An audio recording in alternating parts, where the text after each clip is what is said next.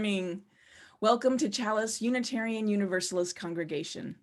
We are a community of diverse beliefs and experiences, nurturing the liberal religious spirit and united by our desire to grow in love and in service. Whoever you are, whomever you love, whatever your life's journey, you are welcome here with us. Whether you gather with us every Sunday, once or twice a year, or are with us this morning for the first time, we are glad you are here. I'm Reverend Sharon Wiley, Chalice's minister. Our worship musician this morning is Justin Gray. Welcome to this online worship service. Welcome to those of you watching live using Zoom Sunday morning, and welcome to those of you who are watching the recording of this service later on Chalice's YouTube channel. For those of us using Zoom, please notice on your menu that you have a button that says CC Live Transcript. This is Zoom's closed captioning service, and you can use that button to hide or show the subtitle if you want that function on or off. You're in control of what's happening on your screen. Also on your menu is the chat button. For those of us who like to use the chat during the service, which you're welcome to do, please be sure that when you post that you use that little blue drop-down menu to select everyone. We like to use chat for all of us to talk together. If you only post to the host, it only comes to me, and I won't be able to see and respond to it during the service. So let's give ourselves a hug of hello and welcome. If you share space with someone this morning, see if you have their consent to hug each other. Finally, I want to especially welcome those of you who are newcomers at Chalice this morning. Towards the end of the service, I'll put a link in the chat box for adding your name to our email list. Our weekly email is the best way to get information about the many groups and activities we offer, most of which are still happening on Zoom. And once you're on our email list, you'll also receive information about our monthly gathering for newcomers, which is coming up. Now, let's take a breath together.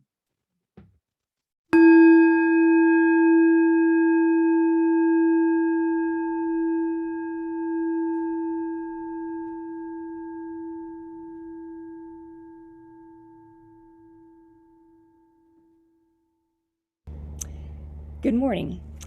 According to the Library of Congress, the first permanent Euro-American settlements began a pattern of displacement and land appropriation of indigenous people that continued until the 20th century. In this region that we consider home, the Kumeyaay first lived here for over 10,000 years and were the people who greeted the Spanish when they first sailed into the San Diego harbor in 1542. With this awareness, we acknowledge that Chalice is located on the stolen, tribal, ancestral homeland of the Apai, which is part of the Kumeyaay Nation, and the Payamkawichem Nation. This acknowledgement reminds us that we live in a history-driven present and that we need to be intentional with this land and with the people indigenous to the land. Mary Lyons from the Leech Lake Band of Ojibwe states, "When we, the indigenous people, talk about land, land is part of who we are. It is a mixture of our blood, our past, our current, and our future." According to the research done with Reclaiming Native Truth, 40% of Americans do not believe that indigenous people still exist in the U.S. Chalice hopes that with our first step of land acknowledgement, we can move towards educating ourselves and others about indigenous communities and their rich and diverse culture and create a meaningful relationship with them as well.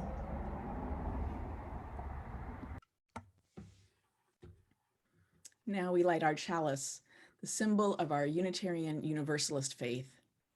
The flaming chalice was first used during World War II by the Unitarian Service Committee as a symbol of life-saving refuge for people fleeing persecution in Europe.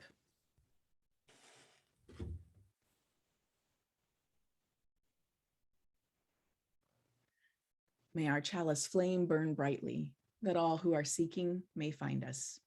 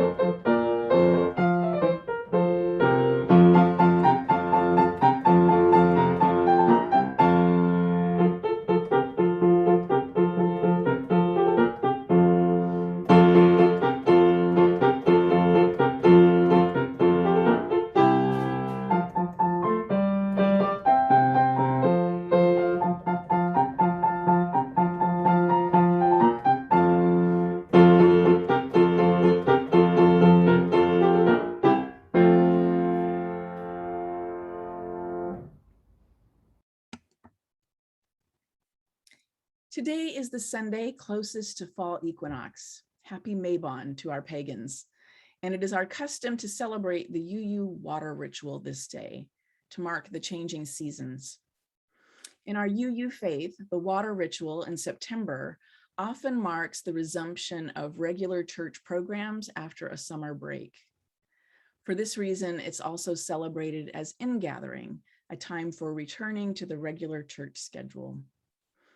As our worship life is evolving to include online worship and in-person worship, hopefully coming soon, we are also evolving our water ritual. So I'll share more about this later in the service. Our opening words come from Unitarian Universalist minister Jane Malden.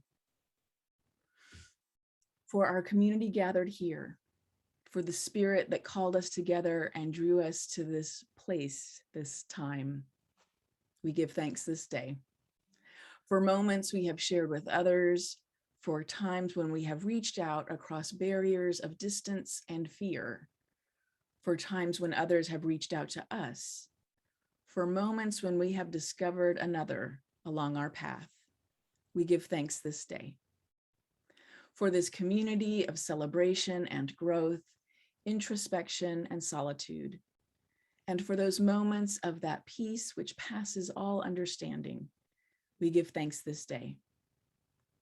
For our gathering together out of distant places, for our weaving together out of many separate selves, this hour of celebration and worship, we give thanks this day. Trauma specialist Resma Menakem encourages us to develop practices that help settle our bodies, practices that help us ground and center when we are feeling stressed, anxious, or upset. To ground ourselves this morning, we're going to spend a few minutes with some burbling water, and I invite you to use this time to choose a breath or a body practice to do. So you might slowly rock yourself side to side or forward and back, or you could hum, or you could buzz, or om, or you could chant, or you could rub your belly.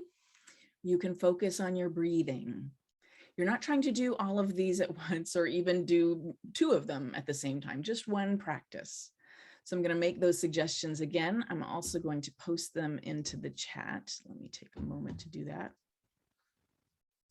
Okay, slowly rock yourself side to side or forward and back, or you could hum, or you can buzz or om, or you can chant or rub your belly. You can focus on your breathing. The idea of the practice is to help us be in our bodies. So something that's body centered. So I know this isn't something we've been doing regularly. So maybe you'll feel odd at first, or your inclination at home, maybe I don't have to do this, which you don't, but I hope you'll give it a try. We're living under enormous amounts of stress and anxiety, and we need to tend to ourselves. So let's give it a try. And when we're done, we'll join in singing.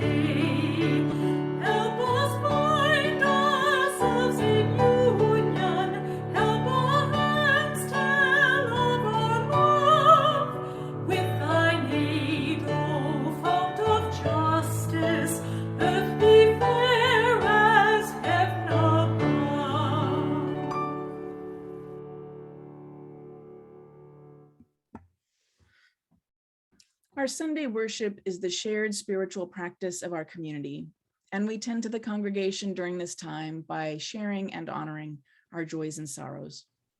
If you would like to share a joy or sorrow with the congregation this morning, now is the time for sharing in the chat box. These won't be spoken out loud. They don't become part of the recording. If you'd like to send me a confidential note about your joy or sorrow, or to make a prayer request, please email me. I'll put my email address in the chat box.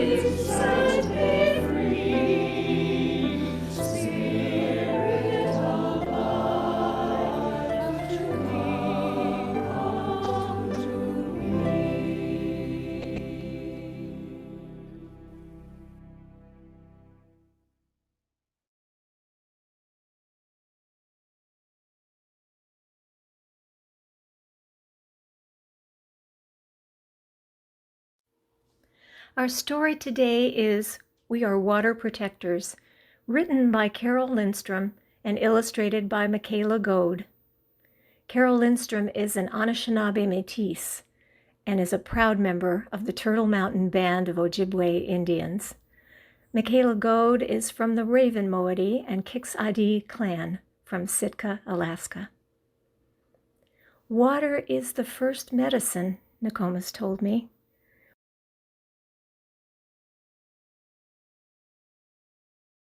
We come from water.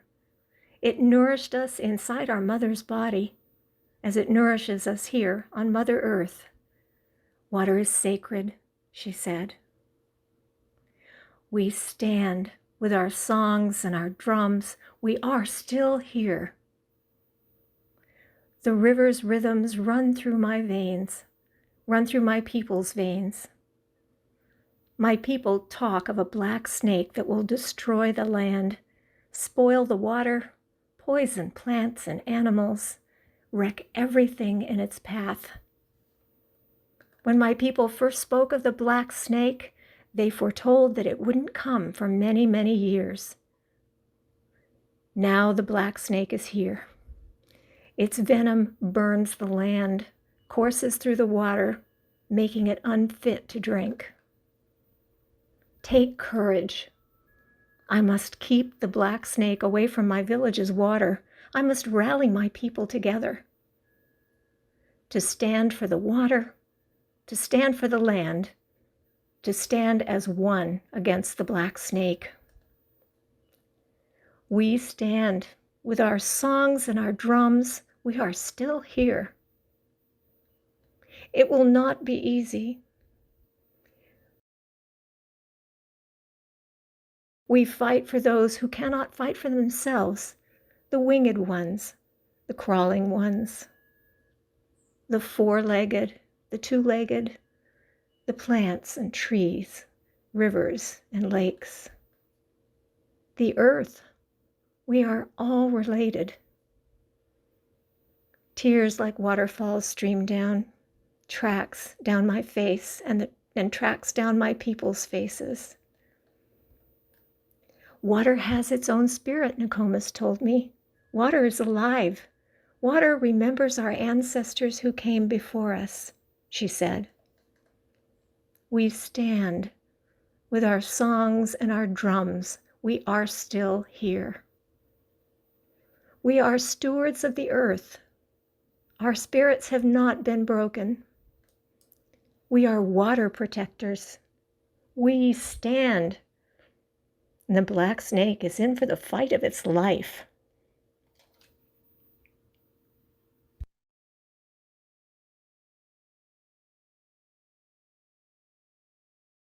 Hello, Unitarian Universalists. This is the season of Ingathering, marking the start of a new congregation year. In recent months, as more people have been able to get vaccinated, many of us have been able to gather in ways that we haven't for a long time. It has been a joy to gather with distant loved ones, to hug our family and friends. And it's important to savor these gifts, these blessings. And we know that the pandemic is not over. Virus variants are creating uncertainty and greater risks for our children, the immunocompromised, and those who cannot get vaccinated. If you are eligible, please get vaccinated. This is the most important thing you can do to keep your loved ones, your communities, and one another safe. Getting vaccinated and continuing to wear masks remain a priority. And they help make our gatherings, whenever and whatever form they take, as safe and welcoming as possible for our children, for our elders, and for those most at risk.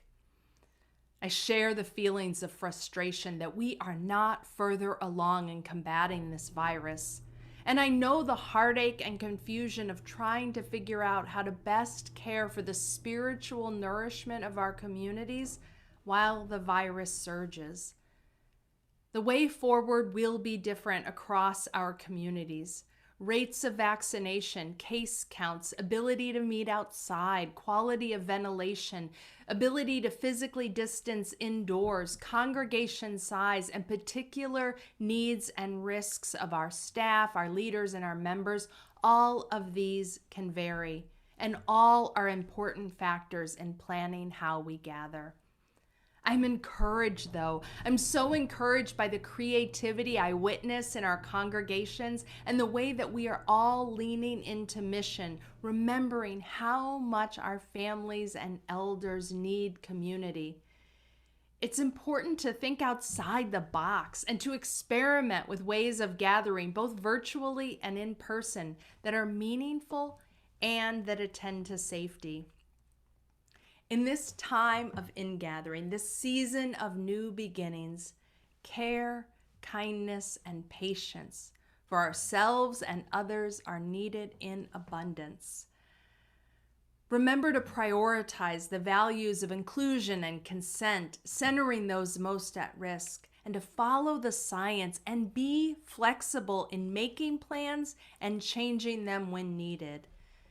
At its core, ingathering is a ritual that celebrates the value and the meaning of religious community, the ways that we are held by a wider circle of love and care. I invite you to take a moment to be present to your body, and the physical space in which you are present. Be open to the emotions that you carry in your spirit. And remember that you are not alone. We belong to each other. And even when we are apart, we are held by a greater love. We are held by a religious community and by people that comfort us and care for us, and remind us of our connection to the larger interdependent web of which we are all a part. May we be grateful for the unseen but very real threads of compassion and strength, care and intention that surround us. There is great healing and sustaining power in our faith. And our work is to make these manifest in ourselves and in our communities, even if how we do this looks and continues to look differently than it did before. Our ministry is life-saving when it is responsive to our realities, helping all of us navigate these unprecedented and very precarious times. Thank you for being a part of this faith and for your commitment to your UU congregation. We will get through this together, caring for one another and being held by the larger embrace of abiding love. I send you my blessings to you and your loved ones and your families and to your communities. My love and care to each and every one of you. Blessed be.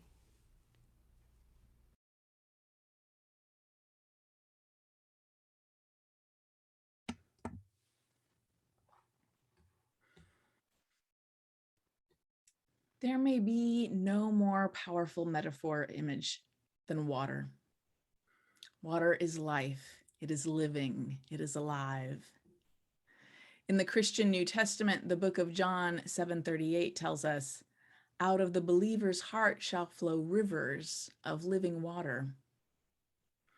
Also from the Christian New Testament, the book of Revelation, chapter 22, "Then the angel showed me the river of the water of life, bright as crystal, flowing from the throne of God and of the Lamb through the middle of the street of the city."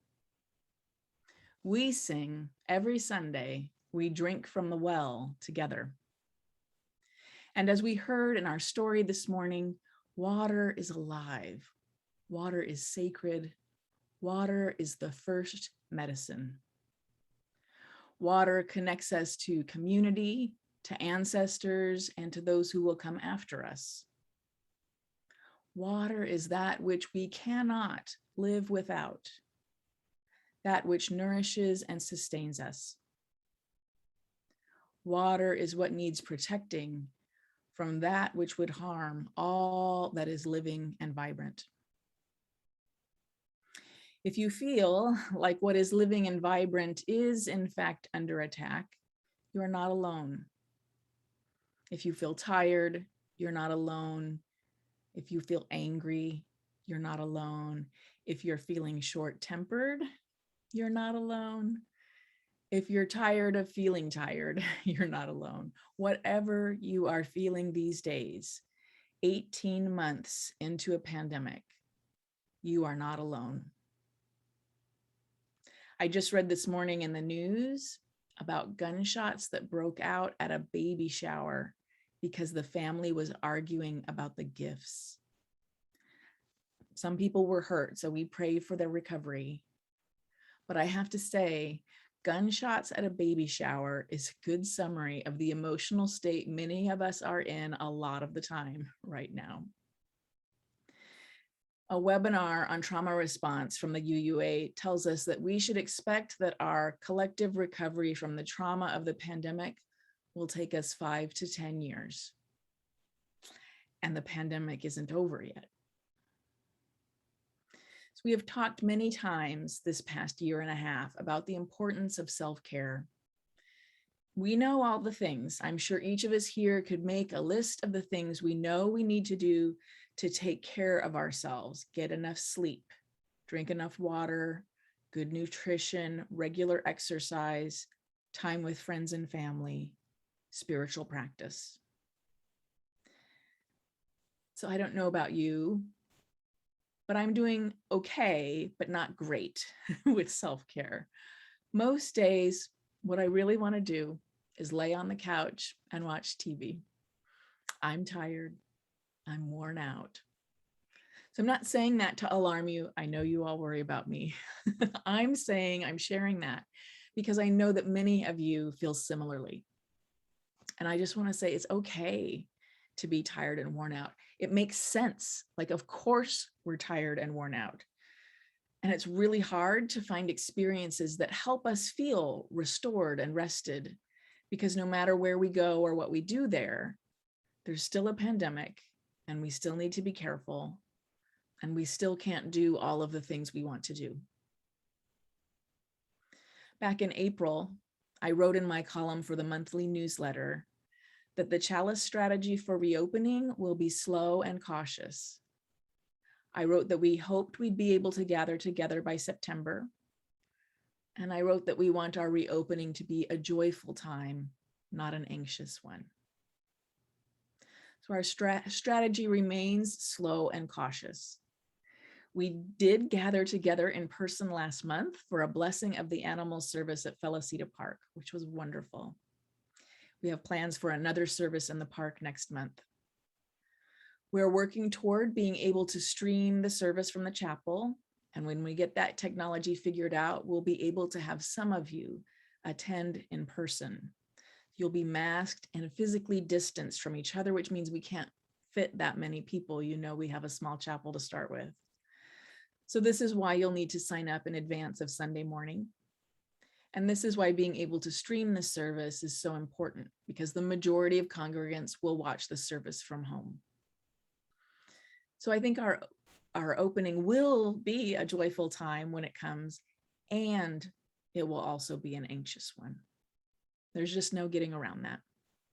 No matter how ready or hopeful some of us feel about being in person, there are also those in our community who won't come to in-person services until the prevalence of the Delta variant is diminished, and we know that there aren't worse variants out there. This past year has really challenged our ability to feel connected.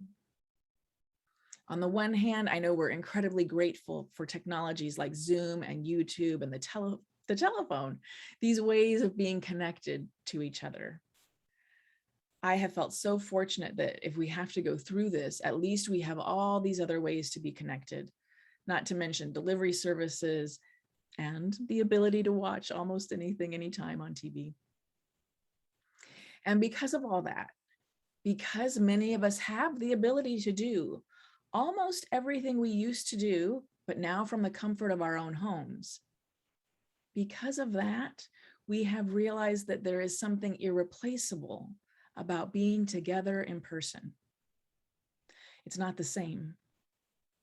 Trauma specialist Resmaa Menakem talks about bodies harmonizing when we are in shared space doing shared spiritual practices like singing together. I miss being in shared space with you, with our bodies harmonizing through shared practices. So here we are in this messy time of knowing that the safest thing to do is to stay home, and balancing that with our very real needs to be physically together. You are already making choices every day, assessing your risk of illness, balanced against the need to be with other people. I want to point out, by the way, that making these decisions is a big contributor to our feeling so tired. This time last year, we had a lot fewer choices, and so we had a lot fewer decisions to make. So that's my whole message this morning. Of course, we're tired and angry and sad and feeling all the emotions. We are making risk assessment decisions every day. Times continue to be hard, and you are not alone. There are many different ways to articulate what religious community is about, but maybe that's the bottom line. You are not alone. This year, our water ritual takes place at our Chalice campus. I hope you might find, those of you who are in San Diego County, and I know not all of you are, I hope you might find time to stop by between now and the end of September, so a little over a week to do this. There's a table outside the chapel door to receive your contribution of water, your living water, something, tap water from your home, a symbol of what you bring to the Chalice community. It takes each of us to make this community. And also on the table is something to take, an emblem of what you receive from community. You can reach your hand in and be surprised by what you receive, or you can look through the bowl and choose what you want to take home with you.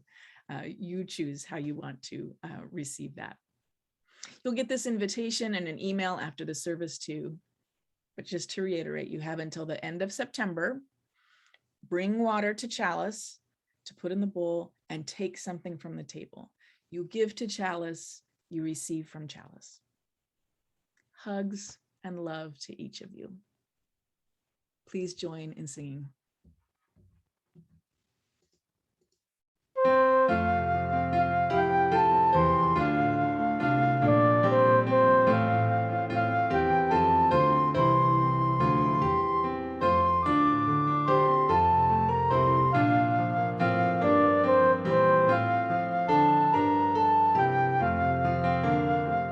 Make channels for the streams of love where they may broadly run, and love has overflowing streams to fill them everyone.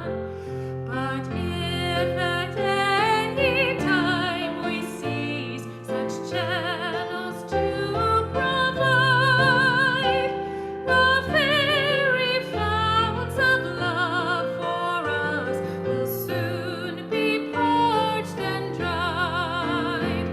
For we must share if we would keep this gift of elves above. We cease to give, we cease to have, such is the law of love.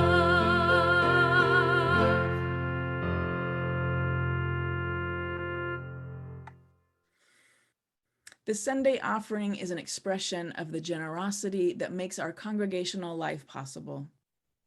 As Buddhist teacher Pema Chodron writes, Generosity is an activity that loosens us up. By offering whatever we can, $1, a flower, a word of encouragement, we are training in letting go. You're invited to text your donation to Chalice. If you haven't done this before, know that once you text the amount, you'll get a reply with a link to follow to enter your credit card information. And if you've already entered this information previously when you've donated, you won't need to enter it again. So you just set it up once. If your Sunday donation is part of your pledge payment, please be sure to indicate the word pledge after the dollar amount. And also know you can make a text donation anytime. It doesn't need to be during the hour of worship. So the phone number will be on screen in a moment, and I'll also put it in the chat box. Please give generously.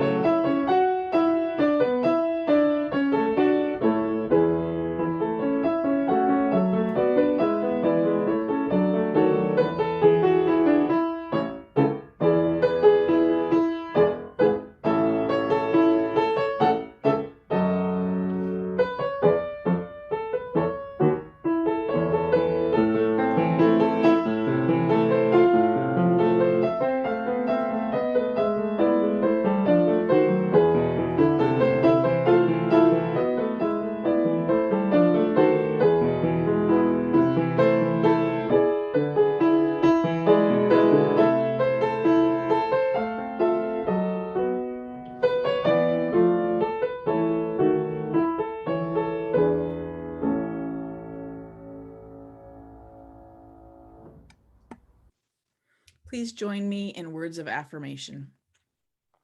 As Unitarian Universalists, we gather to affirm and promote acceptance of one another and encouragement to spiritual growth in our congregations.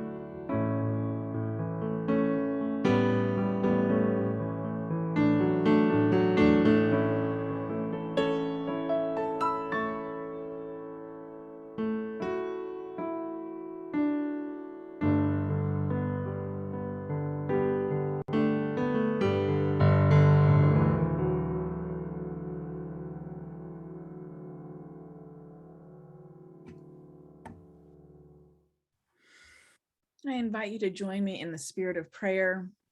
A posture I invite you to use is a left hand over the heart, acknowledging the individual, right hand raised in the air, acknowledging our interdependence. The words of our prayer come from Reverend Liz Weber.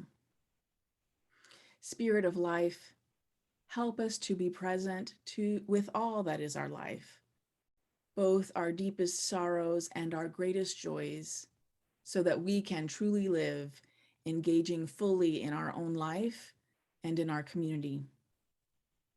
Spirit of community, help us know how linked we are, how each one of our cares touches us all. Help us to ask for support when we are in need and offer our support to others when we are able, so that we may rest in the solace of one another's love. Spirit of love, help us to love our neighbor as we love ourselves, so that we might fully embody love and resist hatred. Spirit of resistance, help us to stick up for what is right, even when we are tired or afraid. Help us to dream of the world as it should be and act to bring that world about. Help us find hope each day. Spirit of hope, help us through this day and each day. Help us to be present for all that is our life. For all this we pray. Amen, and blessed be. Please join in singing.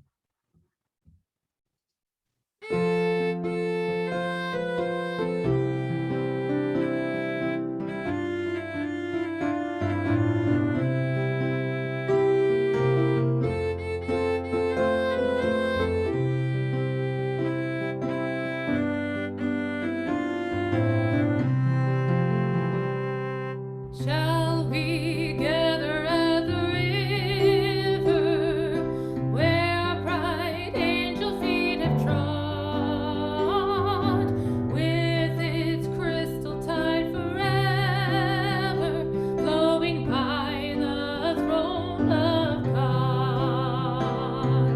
Yes, we'll gather at the river, the beautiful river. Gather with the saints at the river that flows by the throne of God. On the margin of the river, washing up its silver spray, we will walk and worship ever all the happy golden day.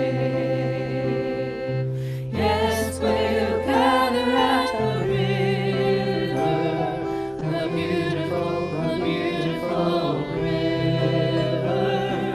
Gather with the saints at the river that flows by the throne of God. Ere we reach the shining river, lay we every burden down. Grace our spirits will deliver and provide a robe and a crown. Yes, we'll gather at the river, the beautiful river. Gather with the saints at the river that flows by the throne of God. Soon we'll reach the shining river. Soon our pilgrimage will cease. Soon our happy hearts will quiver with a melody of peace. Yes, we'll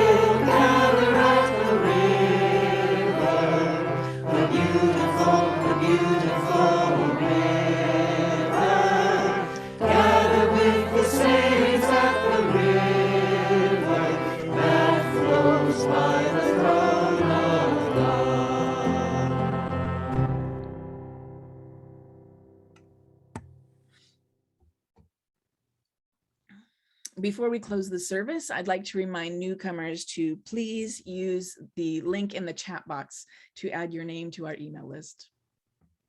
Our closing words come from Reverend Cynthia Landrum. We leave this gathered community, but we don't leave our connection, our concerns, our care for each other, our service to each other, to the world, and to our faith continues until we are together again, friends. Be strong, be well, be true, be loving. Blessed be. You're invited to close our time together by singing the well, and everyone is invited to coffee hour.